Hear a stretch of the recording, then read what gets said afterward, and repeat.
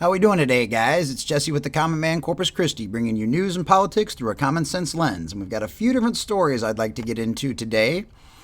All right, so first off, and I'm going to connect all of these at the end. I know they're going to seem kind of random at first, but I'm going to connect all of these at the end. All right, first from timcast.com. Illegal immigrant offers Daily Caller reporter a 9-year-old little girl in exchange for helping them cross the border. Okay, so this right here is going to show you that anybody that wants to bring out any of their BS saying these poor immigrants, they're just these poor illegal aliens, these poor criminals are just trying to get across our borders because they're trying to get away and they're trying to save their families and trying to get their families to a better life. Yeah, I don't think that's what people would do. So here we go. December 15th by Cassandra Fairbanks. A group of migrants attempting to cross the southern border offered Daily Caller reporter George Ventura a little girl in exchange for helping them. Ventura was reporting from Yuma, Arizona when the exchange took place.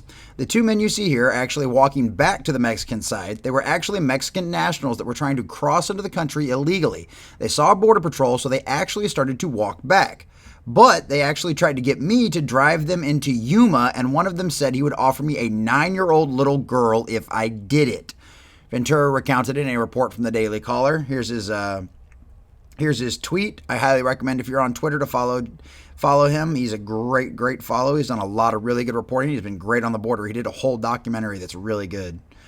Ventura said that a group did not have the child with them, but claimed they could get him a 9-year-old girl. My initial reaction was just pure shock that they would say something like that so casually, like if it was completely normal. Ventura said. The reporters also noted that the most migrants he encounters hope to be apprehended by Border Patrol in the United States so that they can make their asylum claim, but this group was trying to dodge them. They kept trying to convince me to drive them in my truck into the town of Yuma, and they were really concerned about being apprehended by Border Patrol, which is the opposite from other migrants who actually want to be apprehended. Yuma Mayor Douglas Nichols declared a local emergency on Thursday due to the influx of these undocumented persons entering the Yuma area, resulting in a humanitarian and border crisis. A significant number of migrants are entering the Yuma area, and federal agency personnel are struggling to manage the flow of migrants in the community and at federal facilities within the last 5 days. There have been reported over 6,000 migrants crossing from Mexico into the United States traveling through the Yuma area. The U.S. Customs and Border Protection reports the number of migrants encounters have increased by 2,647% since October 1st. Nichols, a Republican, said in a press release about the emergency. That's freaking wild. Okay, so that's the first story we're going to get to, all right? This is all about the deconstruction of our country. They are trying to bring down our way of life. And here we go. Here's another example of it. Remember I said I'll tie all these together at the end. This is absolutely wild. I don't know. This is a news story from last week. I don't know. A little bit it's from last week. This part's is some new information coming out. But I don't know if you saw the competitive swimmer, the trans woman, the dude that used to be a lady, or a lady that used to be a dude, something like that. The trans individual over here, the man, trans woman, whatever, the trans person, or claiming to be trans, said, so this is from the Washington Examiner. Either way, they beat a whole bunch of records. I think they beat all the rest of the girls by like 30 seconds. Like, it was absolutely ridiculous. It wasn't even close. There was no competition whatsoever. So let's read a little bit of this real quick. This is from one of their competitors. This is from the Washington Examiner. Competitor says beating transgender college swimmer is impossible. Another female athlete has expressed her frustrations in competing against a transgender athlete, saying it is impossible to beat a swimmer who was born male. A female swimmer athlete from Nigeria University, who wished to remain anonymous, said she found it hard to compete against University of Pennsylvania transgender athlete Leah Thomas, as there was no way I was going to get first. Thomas, a 22-year-old biological man identifying as a woman, broke 2 national records in female races at the Zippy Invitational earlier this month, according to the Daily Mail. It's hard working your whole life at a sport and going to a big competition and seeing someone who is more physically talented than you, the anonymous athlete told the outlet. However, it's even more discouraging to have them right next to you and knowing you won't even be on the same physical level as them. The Nigerian University athlete joins 2 other swimmers who have voiced their frustrations in competing with Thomas, both of whom are Thomas's teammates at Penn. Holy crap. One of the students said having Thomas swim for the women's team is the wrong thing to do, with the other student saying most of the team members are angry over the unfair situation. When I have kids, I kind of hope they're all boys, because if I have any girls that want to play sports in college, good luck. One of Thomas's teammates told sports outlet Outkick, their opponents are all going to be biological men saying they're women. Right now we have one. What if we had 3 on the team? There'd be 3 less girls competing. Thomas said her transition resulted in a significant amount of muscle and strength loss. Yeah, okay. There's still certain things you'll never get rid of, and this is stuff we've talked about before, okay? So like I said, we're adding this all in. This is one more thing that's just breaking down the fabric of reality in the United States. This one I'm just going to go over kind of quickly because we all know Congress is a bunch of lying thieves. Breaking, and this is from the Federalist. Breaking, January 6th, the committee admits it doctored text messages between Meadows and Jordan. So if you hadn't heard about this, there's an ongoing commission looking into the January 6th thing. They're basically trying to accuse Trump of orchestrating it all, and a bunch of these text messages got released, basically blew that all up because there was a bunch of people from Fox News like trying to reach out to Mark Meadows, who is Trump's chief of staff, asking him to go out on camera, tell everybody to go home, tell everybody to stop, get out of the Capitol, go home, chill out, that's all over, calm down, yada, yada, yada.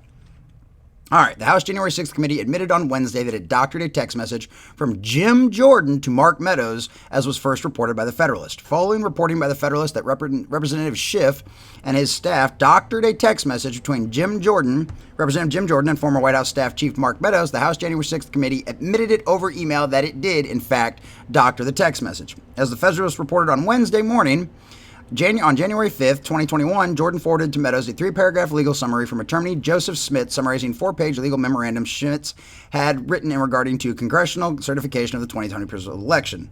Vote count. Select committee on Monday created and provided Representative Schiff a graphic to use during the business meeting quotient from a text message from a lawmaker to Mr. Meadows. The graphic read on January 6th, Vice President Mike Pence, as President of the Senate, should call out an electoral vote that he believes are unconstitutional as no electoral votes at all. Goes back to the graphic. As reported in the Federalist Morning, the original January 5th text to Jordan was written by Washington attorney and former Department of Defense Inspector General Joseph Schmitz and included a statement, a 4-page draft document. In his statement, Schiff erased the final 2 paragraphs and the final clause of the first paragraph of the text message before inserting punctuation that was never there, all without disclosing what he was doing. The graphic displayed by Schiff was doctored to look like an exact screenshot, was similarly doctored as it contained content that was never in the original message, and eliminated content that was.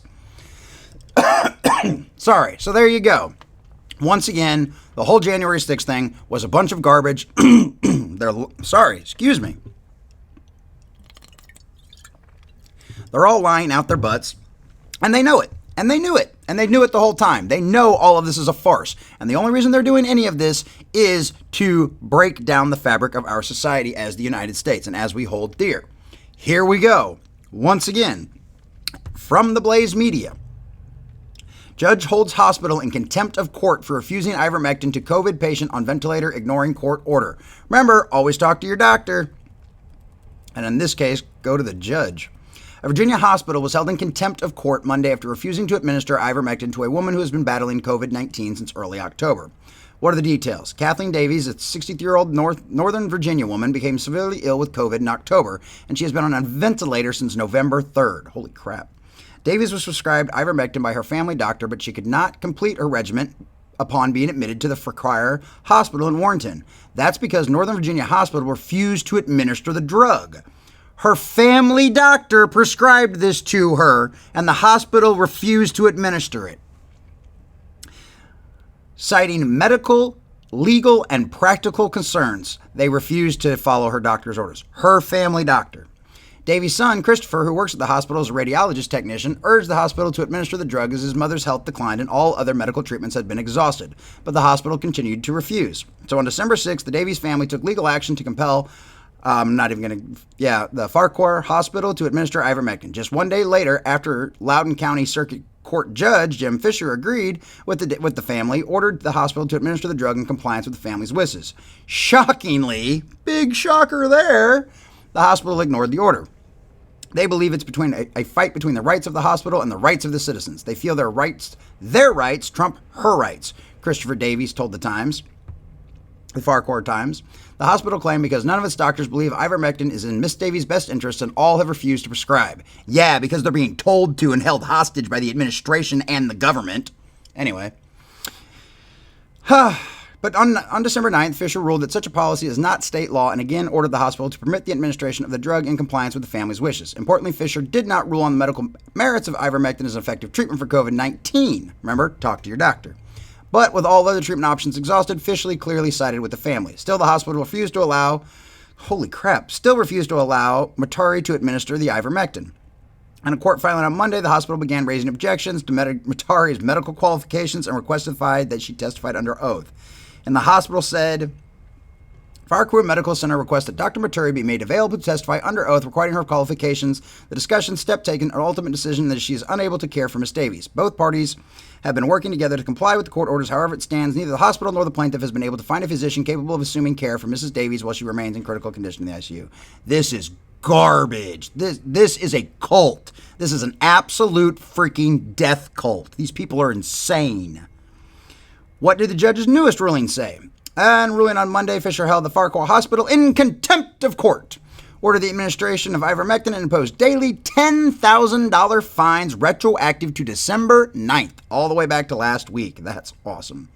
Fisher held the hospital in contempt for needlessly interposing requirements that stand in the way of the patient's desired physician administering investigational drugs as part of the Healthcare Decisions Act and federal and state right to try acts. Remember that. That is the law, the right to try. And many states have it, and it's also the same at the federal. No good reason or good cause was given other than convenience for the need of a formal attending physician when there are at least 3 physicians involved in the patient's care. The relief herein can be accomplished without requiring anyone serving the role of attending physician. Fisher gave the hospital until 9 p.m. on Monday to administer ivermectin, or he would levy additional fines.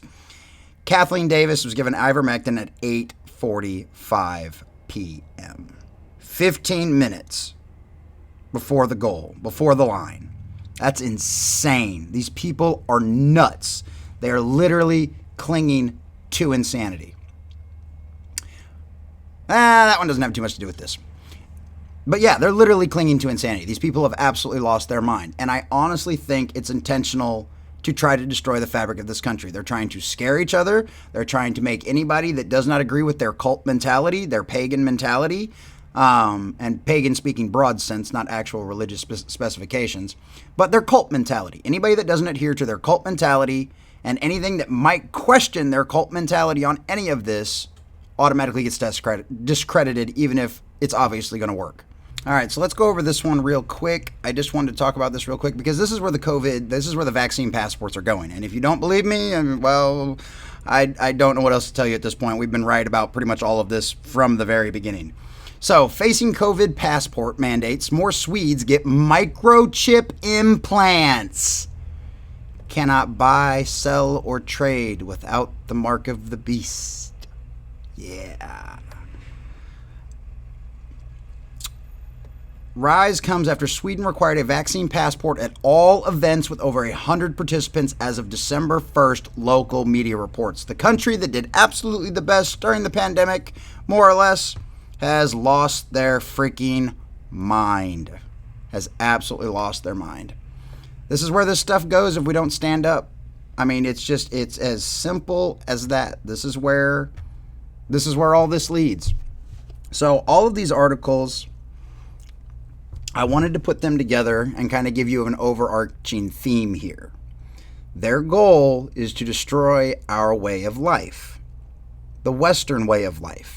It's not just the American way of life. It's the society that was founded on the Judeo-Christian values after the Enlightenment. It's freedom. It's our Bill of Rights. It's our Second Amendment. It's our First Amendment. Freedom of religion. Freedom of speech. If you've sat around and watched, even paid attention to 10% of what's been going on over the last 20 months since all of this craziness started, you'd know you'd been lied to a lot. And every conspiracy theorist out there, including myself, because I know I was probably labeled as one by a few people, 6 to 8 months is the difference between a conspiracy theory and a conspiracy fact.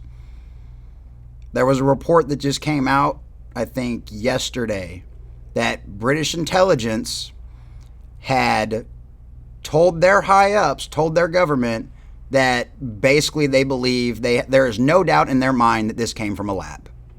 That's what British intelligence is telling their government now.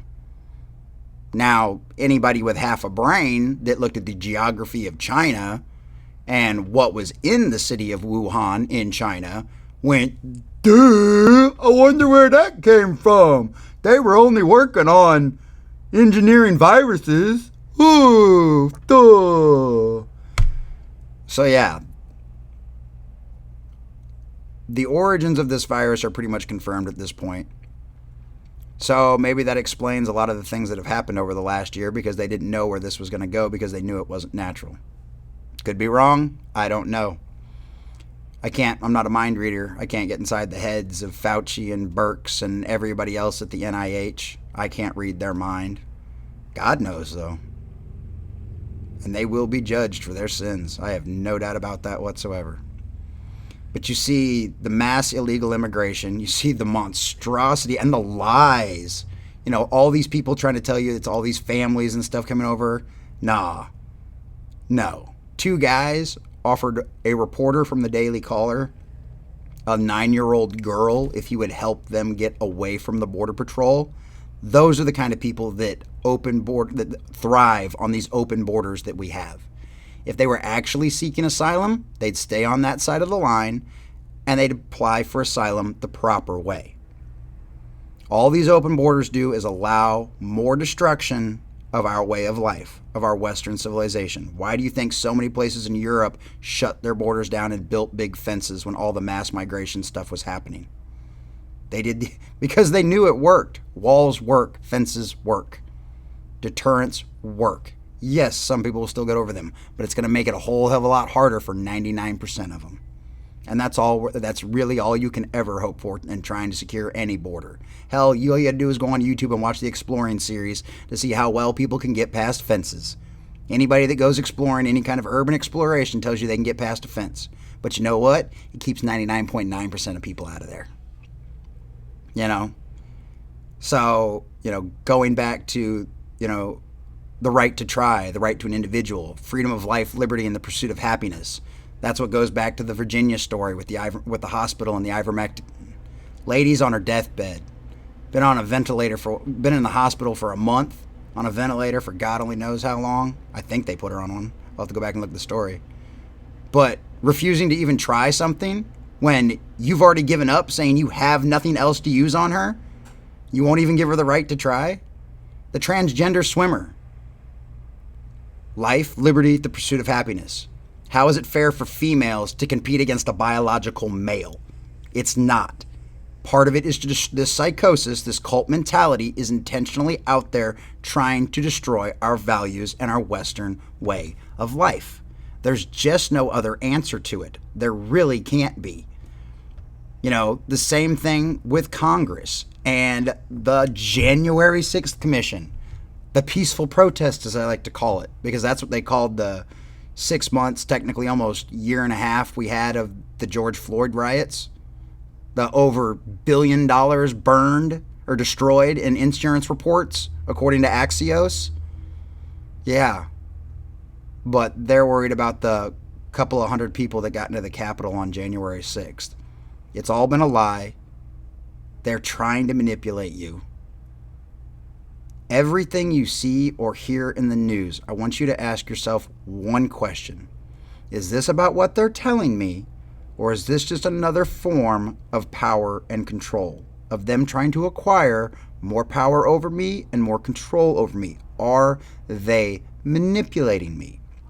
These are questions you have to ask yourself every time you read any news report. Double check things. Verify. If you can find video, if you can find actual quotes, if you can find the original sources, always track that stuff down. Don't believe anything I say. Don't believe anything anyone out there says. Trust, but verify. Always look up stuff. Find people you trust for your information. You know, I really highly recommend the guys over at The Blaze. I think they're great. You know, Dave Rubin does a good job with the Rubin Report and Locals. Tim Cast is one of my favorites. The Daily Wire guys are great too.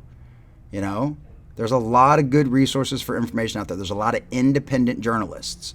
The reason why I knew everything that was going on with the riots and exactly how bad they were getting is because I follow independent journalists that showed raw footage and video with next to no commentary. They just tell you exactly what was going on, and if you didn't believe them, all you had to do was look at the video.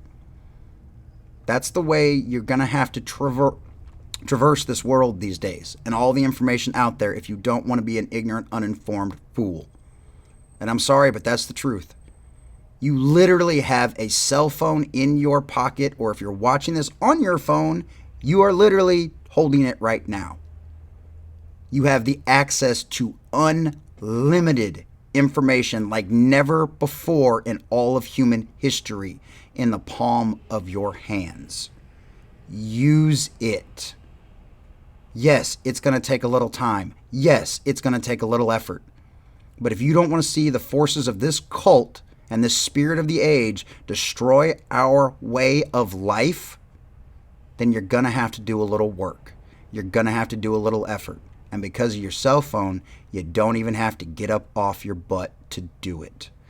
Know, be informed. Find independent sources that you trust. Look into what they say. If you can verify it, good. If you can't, maybe it's time to move on. But stop watching the legacy media. Get away from them. They are poison, and they are nothing more than avatars of the spirit of the age. They all have their totems that they got from their cult leaders, and that's the only thing they worship anymore. So for those of us that are on the other side of things, on the side of the truth and on the side of freedom, those of us that believe in the Bill of Rights and what it says in the Declaration of Independence, go do some work. Find your own information. Find your own resources. Trust, but verify, and question everything with boldness, even the very existence of God. For if there be a God, he would prefer honest questioning over blindfolded fear. Thomas Jefferson. And another of my favorites. I have sworn upon the altar of God eternal hostility against every form of tyranny over the mind of man. And that's exactly what we're shooting here. That's my goal in doing this. That's my goal in sharing all this information. So we're not completely depressed before the end of this video. I got some funny memes. Hold on. I got funny memes. All right, I found the memes. So we don't leave off completely and totally depressed. Well, I do have some slightly serious memes. So here we go. This was a good one. This was, meanwhile, at the CDC. I'm sure most of you know who the Three Stooges are. This was Sandra Loftus that posted this. I thought that was pretty cute because concerning how little directions coming out of the CDC of any real thing, that's a pretty good one. This one is, if you're a Steve Deace fan, which if you're not watching that show, you should. This is kind of an inside joke. Who needs 4 horsemen when you have one Horowitz? Daniel Horowitz is the weekly prophet of woe and lamentation on the Steve Deace Show, and always brings the level of happiness down at least 150 degrees because he is just that depressing and that pessimistic about absolutely everything. It's wonderful and it's refreshing. So go watch the Steve Deace Show and check out Daniel. This one, if you saw Jim Cramer's little rant last week about saying this was the best of economy that he's ever seen, the guy has got to be on some kind of drugs. And so this is his little tweet. Government has right to force you to obey and has always exercised it, especially under the GOP. Jim Cramer, that's communism. That's insanity. So here you go. Yep. Weird how much he looks like a communist dictator. Weird. All right. And this one, I really like this one because this really does represent why I do what I do here. I know that, and so this is Pepe the Frog, in case you don't know, and then this is the NPC meme that's normally all frustrated and angry when we present them the truth. I know that you're this way because you were brainwashed. And I know that there's somebody deep inside that husk that you call a mind. I wish I knew how to bring you back. So that's what we do. Even if we can only get one of them. Seriously, though, this is why so many of us go out and spread information as much as we can. We don't want you to live in ignorance. We want you to see the light. Even if we only get one of you, it's worth doing. And then this was another good one. I thought this one was funny, tragic, but funny. So a good way to end the video. John Hayward, another really good follow on Twitter. Highly recommend checking him out. 3 of America's engines are missing. The 4th is on fire. The cockpit is empty. The oxygen masks are coin operated, and the stewardess is screaming conspiracy theories about evil meat companies at the passengers. If you don't know what that's a reference to, I highly recommend you look into that and Jen Psaki and the evil meat companies. So I hope you guys really enjoyed that. I hope it was informational. Make sure you like, share, comment, and subscribe. Whether you're watching this on YouTube, Rumble, or Odyssey, share it with your friends. That's the only way these videos will ever get out there to anyone, because God knows YouTube isn't going to put it anywhere near the top of anybody's suggested list. Also, go check out our t-shirt store. You want to help support the channel. And as always, guys, this is Jesse Carlson with the Common Man Corpus Christi, bringing you news and politics through a common sense lens. Thanks, guys.